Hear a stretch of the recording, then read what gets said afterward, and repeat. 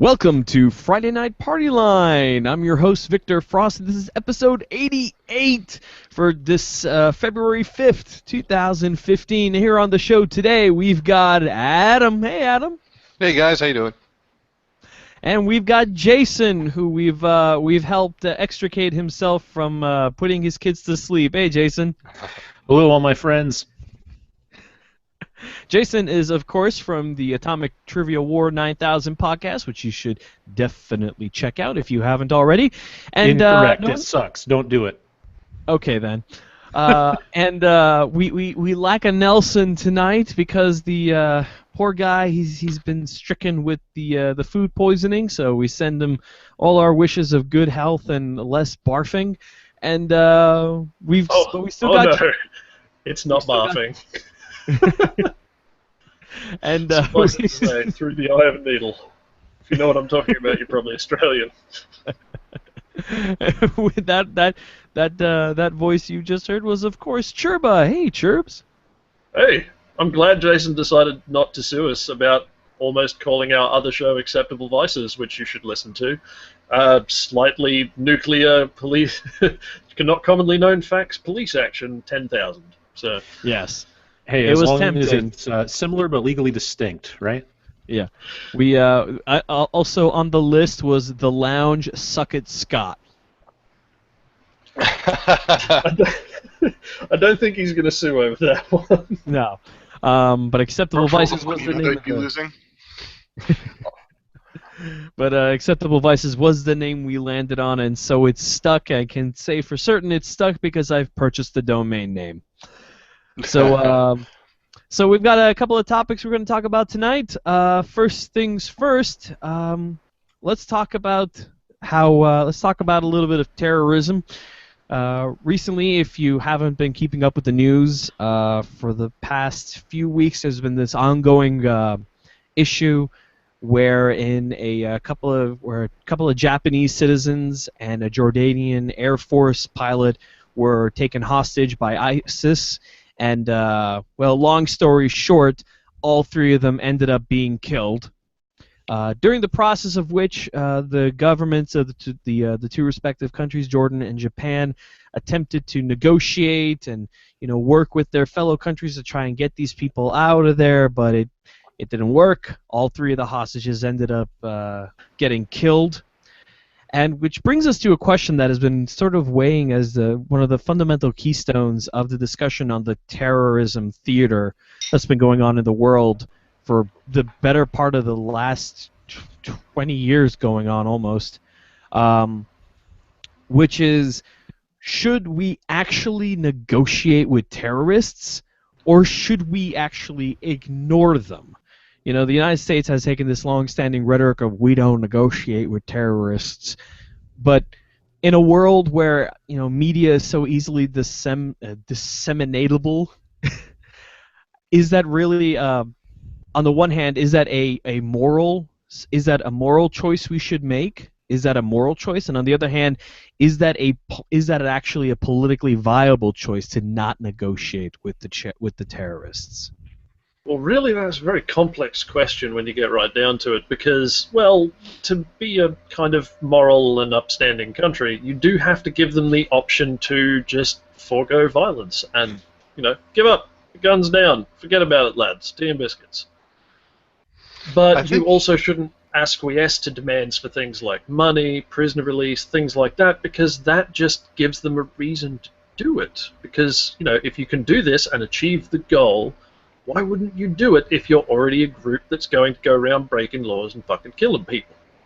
I'm already sensing a little bit of a strange kind of quandary with your position, though, Cherbs, because you say that you have to allow them to have a chance.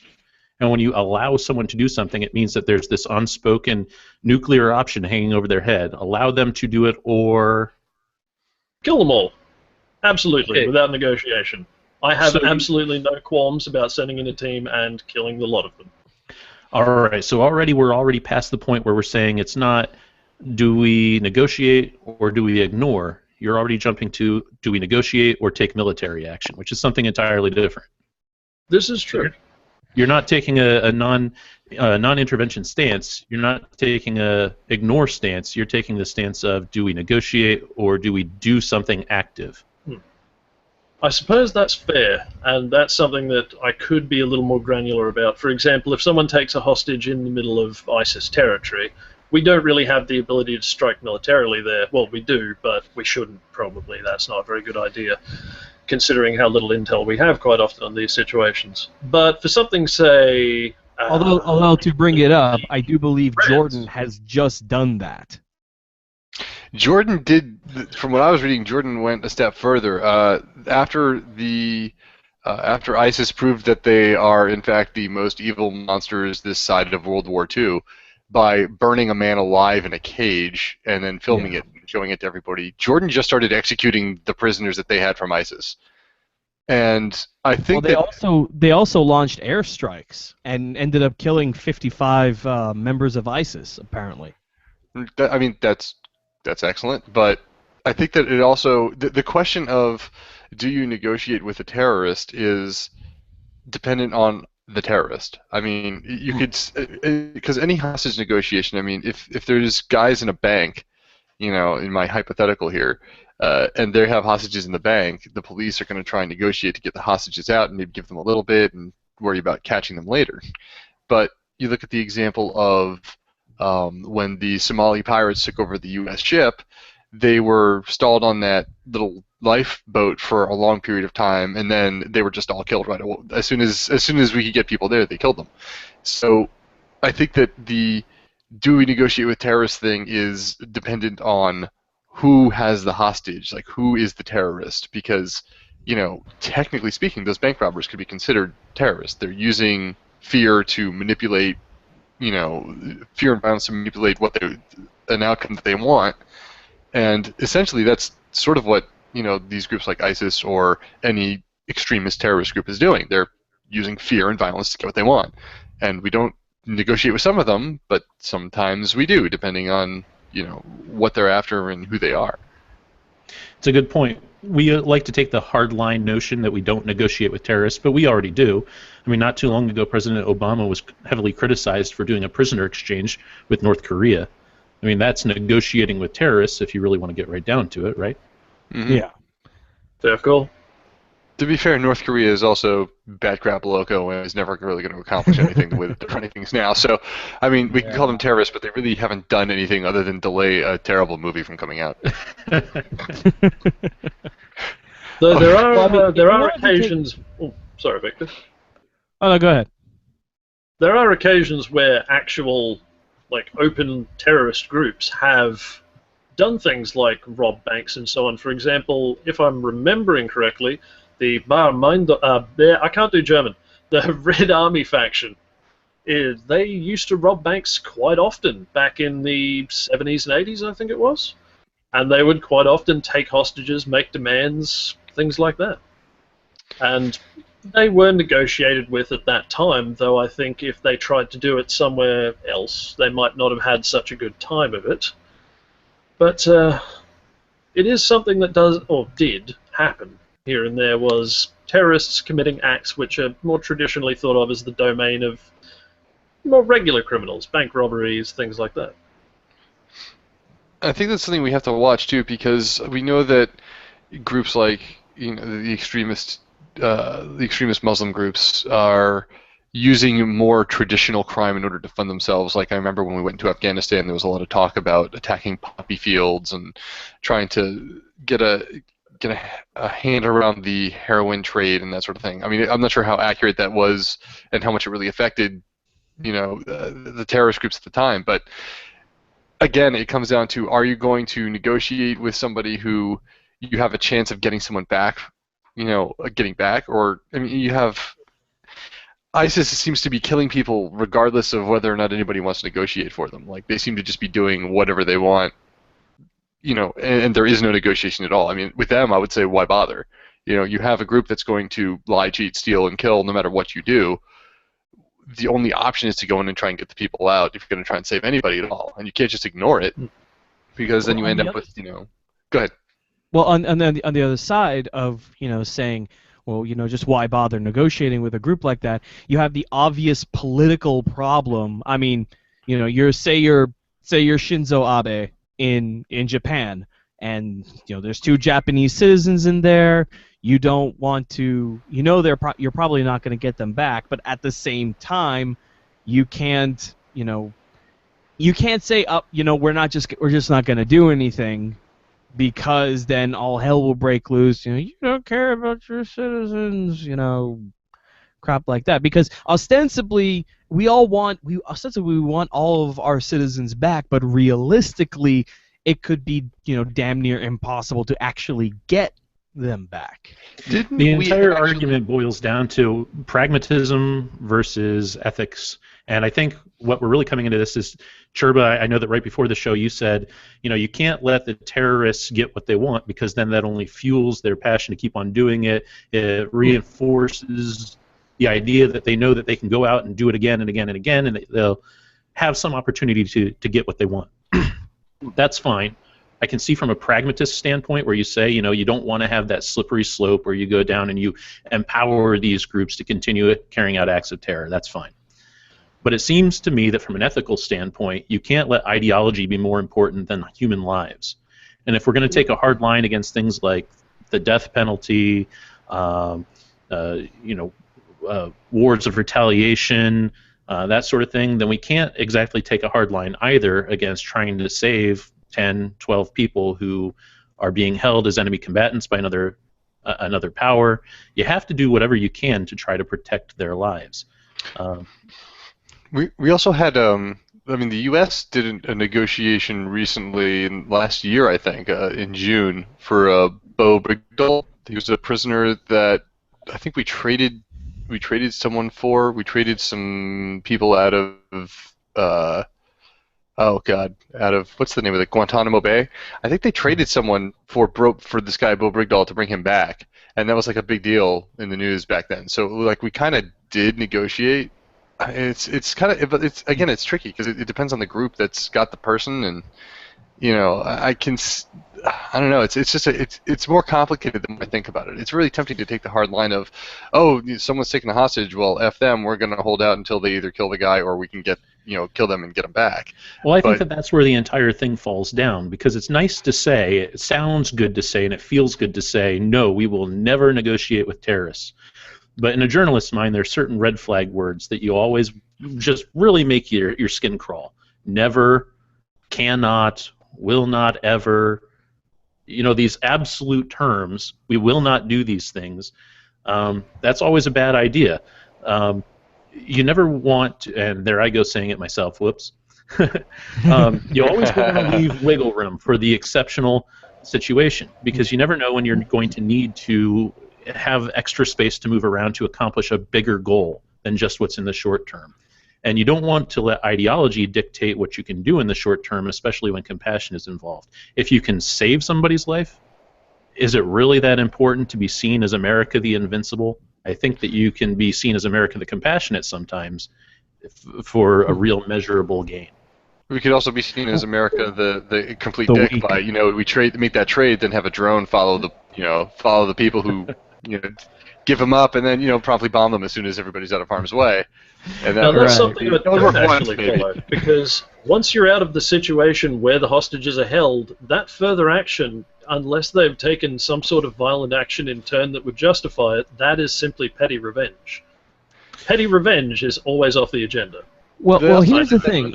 Here's where there's some, at least a little bit of historical, action that historical knowledge you can look at to talk about that. Because, if you look back at, and I hate to say that this is a good example, but if you look at some of the dictators of the past, dictators that, for example, take for example the Shah of Iran, back, way back when. He would take, there would be actions that he would want done, and there would be absolute consequences because of it. For example, my dad would tell me this story all the time, that the Shah wanted to have this major bridge built, and that, he would say, tell the engineers, do your best, and, and finally the day came to build it, and he said, okay, well, here we're going to run a semi-truck over that, and oh yeah, all of your family is underneath the bridge.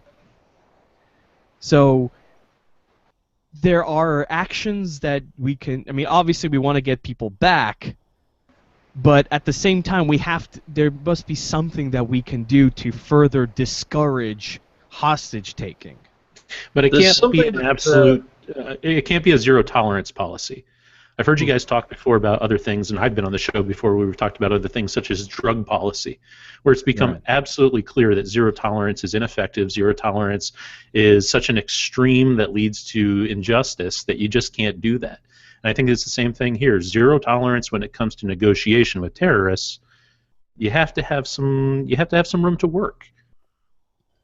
There's something else that makes it tricky as well, in that while all of them are situations where someone's holding a hostage, there's, well, kind of different ways to be a hostage. I mean, say you've got a group like ISIS has taken a fighter pilot hostage.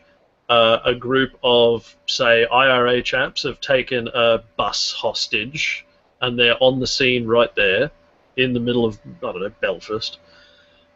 And say you've got political prisoners of some sort that are being held hostage by a group. All these are quite different situations where it may be reasonable in one case to go in and rescue them, as we saw the Mossad do. Oh God, I can't remember the name of it. But it was quite some time ago. There was a bunch of hostages being held in a stadium, and Mossad and I think the CIA tried to go in and actually rescue these people. Was that the Olympics? No. No, that No. wasn't The Olympics was different. In the Olympics, all of the hostages were killed, and then the Mossad spent the next decade systematically killing every single person who was involved. Yeah, Mossad are kind of fucked. These things are all different because you can't exactly do, say, a prisoner exchange with the chaps on the bus. However, it would be far more viable to send in a team.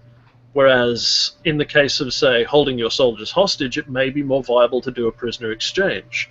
Every situation is a little bit different, even though they're all hostage situations. Some may warrant negotiation, some may not, which does make a broad discussion rather difficult without some sort of terms.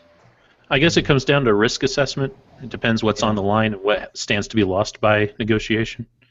Well, also there's, I mean, I was just looking up some other hostage situations, and this one came to mind because I remember hearing about it when I grew up. Was the Iran hostage crisis in 1979, and that was something where they were at an impasse for over a year trying to get hostages out of Iran, and I believe that there was some attempts at negotiating. Let's see. It doesn't look like it. Carter rejected all their demands, but I mean, let's see. That's one way to It ended negotiate, poorly. I guess. It ended poorly from the looks of things. Oh, it did. Also, But, that's the one I was thinking of. Mossad, I may not have been involved. I'm getting my situations mixed up. Let's see, in February of 1980, the Iranian government issued a set of demands in return for freeing the hostages. They demanded the return of the former Shah to Iran and certain diplomatic gestures, including an apology for prior American actions in Iran, and a promise not to interfere in the future, which, honestly, doesn't sound like that bad of a deal. Rejecting Iranian demands, Carter approved an ill-conceived secret rescue mission, Operation Eagle Claw, on the night of April 24th to 25th, 1980. And as the first part of the operation, a number of C-130 transport airplanes rendezvoused with 9 RH-53 helicopters in an airstrip in the Great Salt Desert of eastern Iran near Tabas, which I'm probably mispronouncing. 2 helicopters broke down in a sandstorm, and a third one was damaged on landing. The mission was aborted, but the craft took off again. As the aircraft took off again, one helicopter clipped an AC-130 and crashed, killing 8 U.S. servicemen and injuring 4. The dead bodies of some of the soldiers were paraded through the streets of Tehran during massive street protests, all in front of television cameras broadcasting worldwide. Yeah, that didn't go so well. Okay, so basically we screwed that one up all on our own. Yep, there was a second rescue attempt. 3 aircraft were modified under Rush super-secret program known as Credible Sport. Oh yes, Credible One Sport. crashed during a demonstration at Duke Field, Florida. The landing was far too soon, causing a hard touchdown that tore off the starboard wing and started a fire. Wow.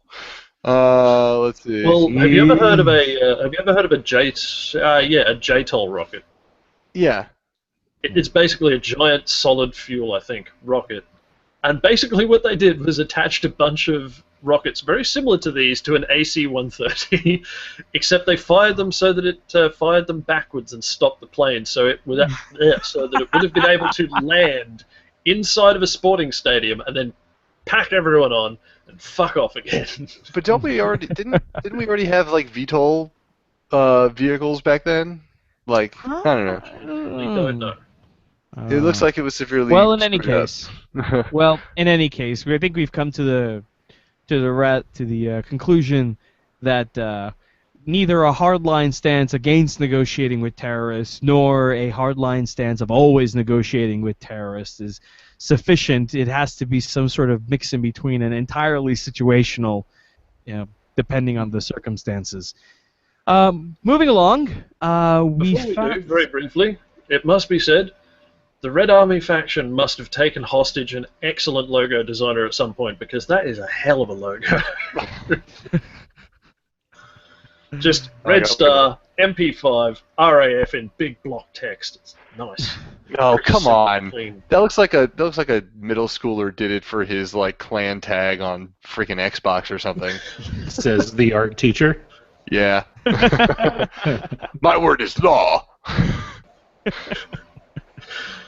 Do they call you Judge, Teacher, or just Mister? Master. He didn't go to 4 years of judge school to be called Mr. Dredd.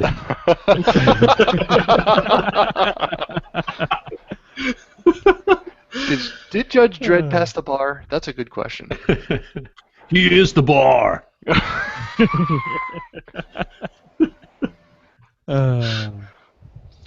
So this week, and I wrote this topic before the announcement came in, so I'd like to consider myself a bit prophetic at this.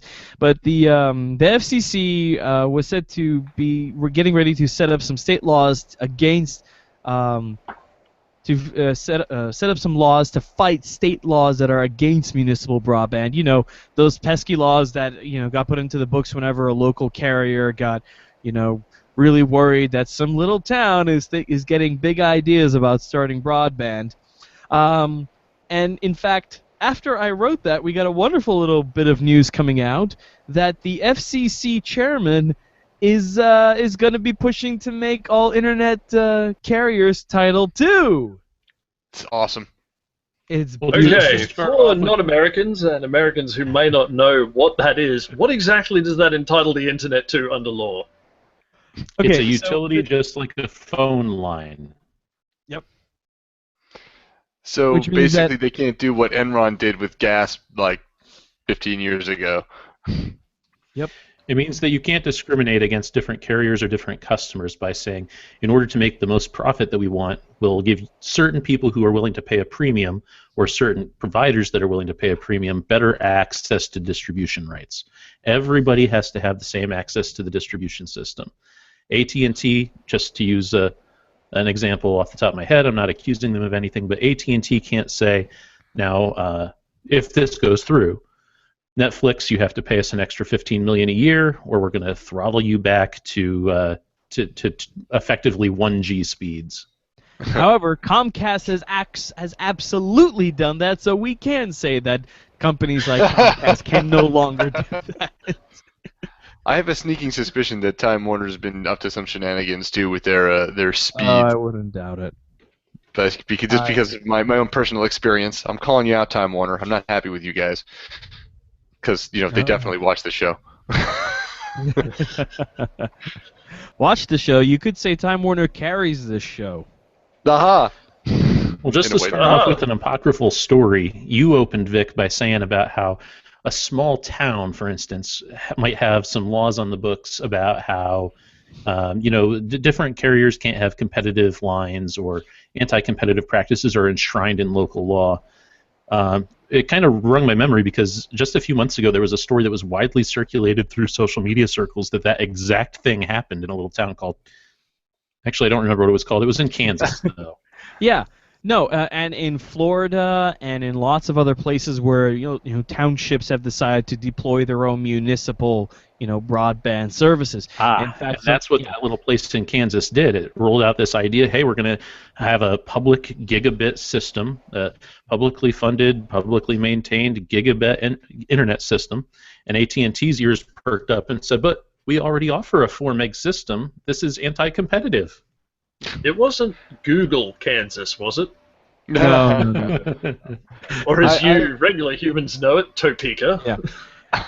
I really want it was Google's dark fiber to come into play here that they were rumored to be buying up years ago. I just want them to be like, oh, by the way, we're offering an internet service that's faster than anybody because we don't care about trying to make money off of bilking people out of internet gigabit speeds. That would really no end. I really want to see reprints of Stephen King's The Dark Tower with every instance of Topeka replaced with Google. But there's this strange inconsistency in this whole net neutrality debate to think that it's this weird predictive future thing that could happen if we don't act now, that companies could become restrictive, that companies could try to crack down on the consumer, and Except eventually there's this dystopian vision of what could happen. But yeah, it's already well established. It's already happening. The dystopian vision is already now.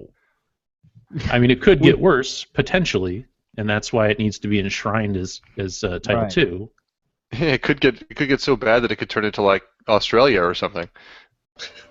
Well, here's the vision that I'm scared of. If nothing is done, if it's that was low-hanging fruit, Adam. Sure, was flipping me off, but we all know that Australian broadband services are really shady with the whole speed tiering thing. Yeah, no, actually, it's kind of true. Like, your mid-tier American internet package, or I think maybe, I have a pretty skewed view because practically everyone I know, A, works in tech, and B, lives in California. So, I don't know, about 30 megabits or so? How would that rank for you guys? That's actually fairly good where I am. You're talking about 30 down? Yeah, 30 down, about, call it 1, maybe 2 on a good day up. Yeah, that's regular consumer grade with Time Warner in my experience. Yeah, because that is like super premium service here. I am paying more than $150 a month for that through Telstra. Oh. Sucks dicks, and not in the good way. Terrible. Yeah, I mean, my is. service, I've got the premium Time Warner package, so I've got 100 megabits down, which translates to 12.5 megabytes. But Though, as I mentioned before the show, I mentioned before the show, I'm doing my part. I did ask the Communications Minister Malcolm Turnbull at a press conference if his demonstration of his broadband plan would include 2 cups and a piece of string. Right now it's saying that I don't work in politics anymore. Yep. I think Adam just froze, think by the way. Adam? Yeah, I think he may. Yeah, we lost him. Yeah. there we go. I stopped it. Am I back? Yeah, you're back. You're back. Okay. Hi, Adam.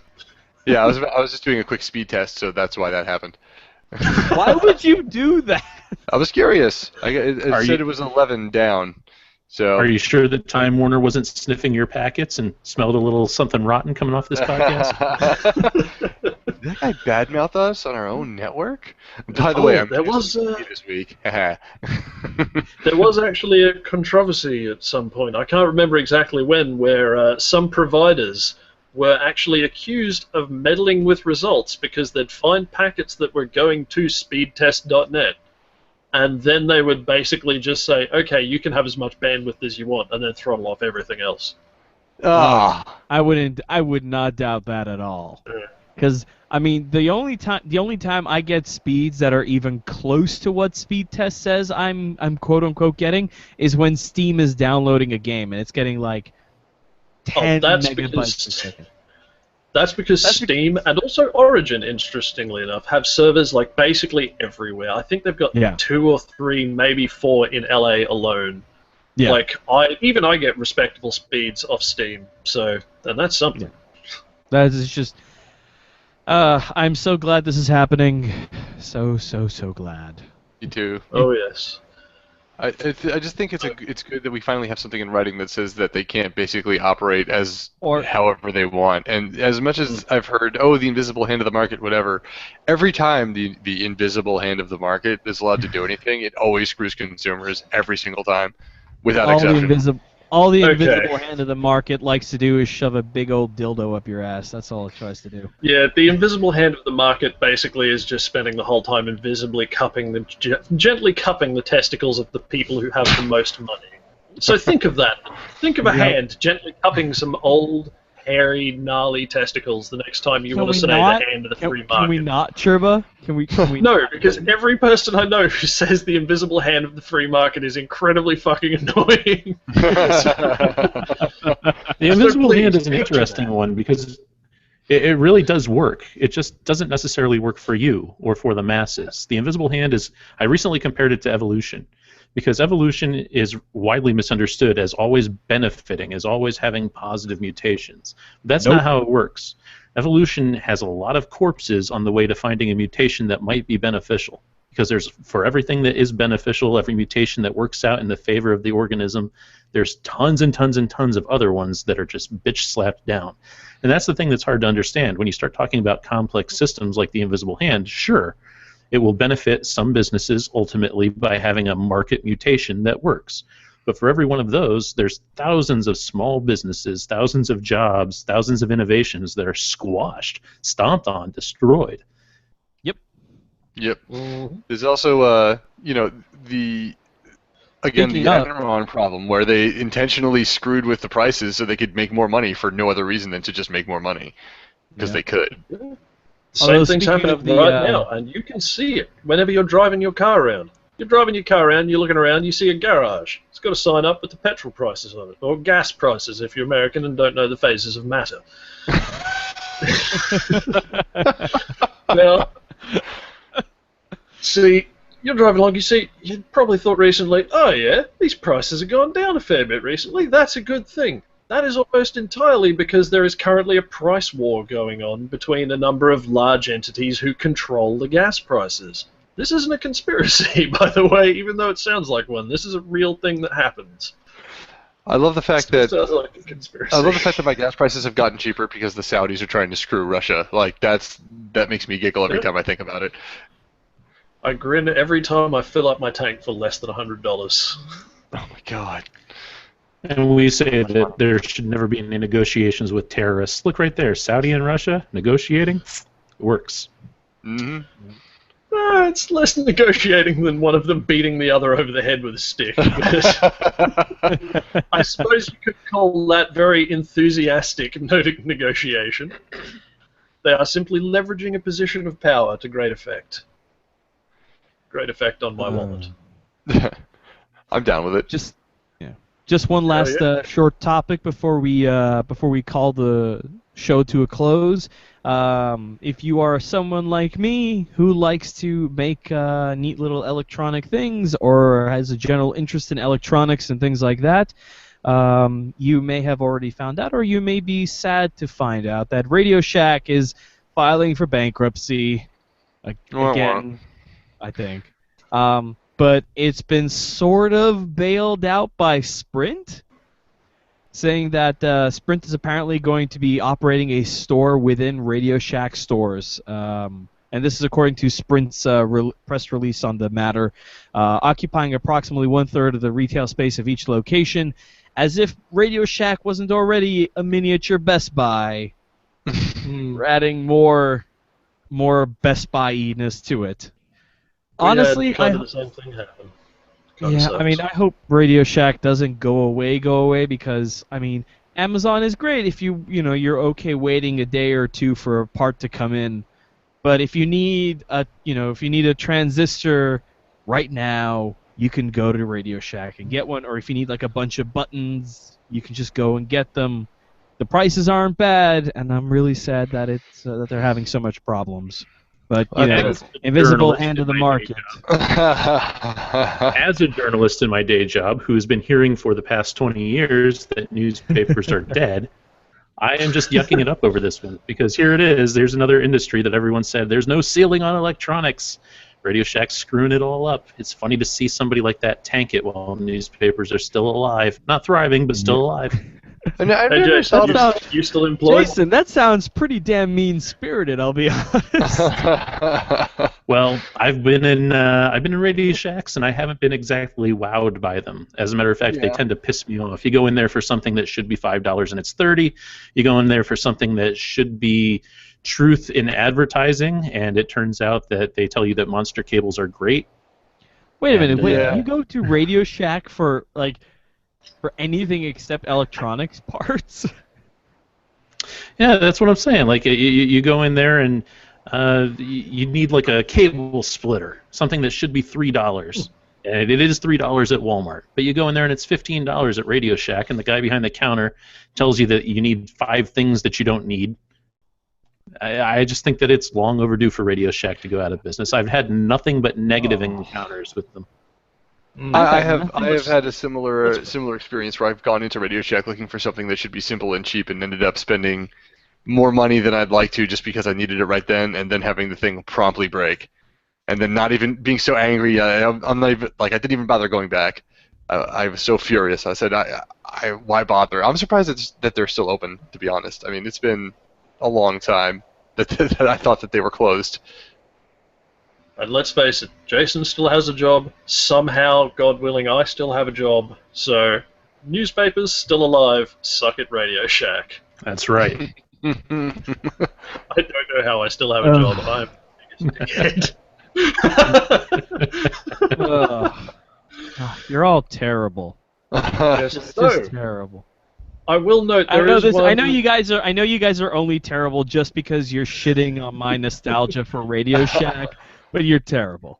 Oh, it gets even better. Our local equivalent, who has previously gone the way that Radio Shack is going now, more towards becoming a Best Buy sort of outlet, we still haven't lost one of the best things about them, which is the quality of their ads. Because they were named Dick Smiths, or previously Dick Smiths Electronics, with Dick Brilliant. Smiths for short. And they used to have ad campaigns like, there's a little bit of ellipses Smiths in all of us. Wow. Wow. Huh. It's a shame that we cannot participate in that kind of wonderful advertising here in the States. Basically, they've just had 40 years of dick jokes as their advertisements, and it's worked brilliantly for them because they still exist. Sorry, Radio Shack. Well, on the upshot, If only they had even been if named Radio Dick Shack, Yes, that would be a perfect name for them. I need to go to Dick Shack. What are you buying? Oh, just some electronics, you know. yeah. On the upshot, even if Radio Shack does go out of business, there's at least around me, there's stores like All Electronics that are just they're just that one chunk of the Radio Shack that's just electronics components, so it's not so bad. Actually, I really wish that you could have JCar over there, because JCar is kind of like the reverse of what's happening there. JCar is sort of like if you took the electronics part of Radio Shack and then attached a small portion off to the side of some TVs and consumer electronics and little radio control things. It's JAYCAR, right? Yes, JCar. Evidently I buy we that do catalog have. every year. Evidently we do have JCar. What? Well, There's in that a case, little- Americans go to JCar. They're better and they're cheaper. I'm trying to find out where, if anywhere, there are stores. Let's see. There's probably one in Google, Kansas. I still don't know that. Big town. Let's see, postcode. Hey. I would feel so dumb writing fucking Google, Kansas. There are if I no, had to no, guess there, there. I'm sorry. There's just a website that caters. There's just a part of their website that caters to Americans because the prices are in USD and they have a 1-800 phone number, but there are no stores here. Aww. Yeah. Well, Order from them anyway. Maybe they'll open 1 or 2 or 1,000. maybe. All right. Well, that's about all the time we have today. So thank you to Adam and Jason. Do you guys have anything you want to plug before we sign off? Any plugs? I know that there's a Star Wars Humble Bundle that was just went up for sale this week. I picked that up. That was worth the $12 for every decent Star Wars game that's come out. So check that out. Yeah. That's true. I'll go ahead and throw another podcast plug in there. Atomic Trivia War 9000. We do quizzes, geek quizzes. Victor, you've been on the show. Churbs, you've been on the show. Yep. Adam, No, I haven't. Have not yet been on the show. you need to be on the show. Sherby, you've been on the show I twice. keep thinking that I'm going to be terrible at it. Like I look at it and I'm like, that's a lot of trivia. I'm not good at trivia. I figure I'm just going to fail. I was I've been absolutely mentioned. terrible when I was on it. Because I keep harassing all of you over IMs whenever I'm awake and the show's on. But I've not been on the show.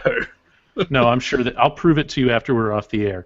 But in the meantime, you can go to SoundCloud and get our show, or iTunes and get the show. It's fun. It's not the greatest, I'll be honest, but at least it's fun to do. That's what I like. Truth in advertising. Yes, and you can also go to www.simplysyndicated.com/shows/ATW9K. Okay. So You can, and if Oh, I you didn't know want you to guys were on sign up second for a row. new domain on GoDaddy, you can do that for just 69 Whoa, cents. That's about whoa, 99 cents whoa. None American. of that By business using the here. code trivia None of that 69. business here, Jason. Nope. I did this last time too. I know he did. Well, I didn't know that you guys I'm were a on whore. Simply Syndicated. Don't they do like movies you should see and stuff like that? Mm-hmm. Yes, they do. See, Masters And many of- other fabulous shows, such as Masters of None, Oh God, here we go. Nerd Hurdles, the greatest show in the galaxy, Tech I hope Support you're Rich Show. prepared to start writing me a check, Jason, because if you're if we're doing that kind of advertising on this show, there's got to be something coming. Open invitation. Richard Smith, you are welcome on both this show and Acceptable Vices. Anytime. Yes, indeed. Just come and Indeed. talk to us. You don't know where to find us. We're on Google somewhere, probably. Just like find us on Facebook and message us. We'll respond. Alrighty then. That's it for this week's Friday Night Party Line. Join us again next week for Acceptable Vices, where we will I don't know. We'll do something. It's a surprise. We It will be a surprise to everybody. We'll figure out something, but It's okay, until we're next good at this. week. Yeah, we'll at some point we'll get good at figuring out what we're gonna do with Acceptable Vices before we have to start thinking about it. So on that note, thank you to Adam, Jason, and Churba, and this has been Friday Night Party Line. We'll catch y'all next week. Bye-bye. And no thank you to wherever the hell Nelson ordered food for the last Acceptable Vices show. Oh, God, yeah. Yeah. Poor was bastard. he even on Last Acceptable? Was he on? No. No, it was no. me and Cherba and oh God, not Jason. Victor, I'm you're I ever almost going said to kill the Jason, he's feed, there. by the way. I think well, here's what I normally do when we have like random Brad. trailing off. It's like this. I bring up the theme and then I fade down, then I fade under the theme, and this just goes. Audience, you're hearing part of the theme right now, actually. So, Unless you're the They know audience that right already. now. Is there an audience right Also, now? We have one viewer. It's probably Prad. Probably. When Hi, will Brad. then be now? Then Send me a is text if now, you're right listening. now. Also, we need to get cover art for AV. Yeah, I'll figure Vega. something out. Get Vega to do it. Yeah. I have a perfect idea. I'll tell you about it right after the show. Just don't fuck off too quick. Yeah. Okay. I just don't want to spoil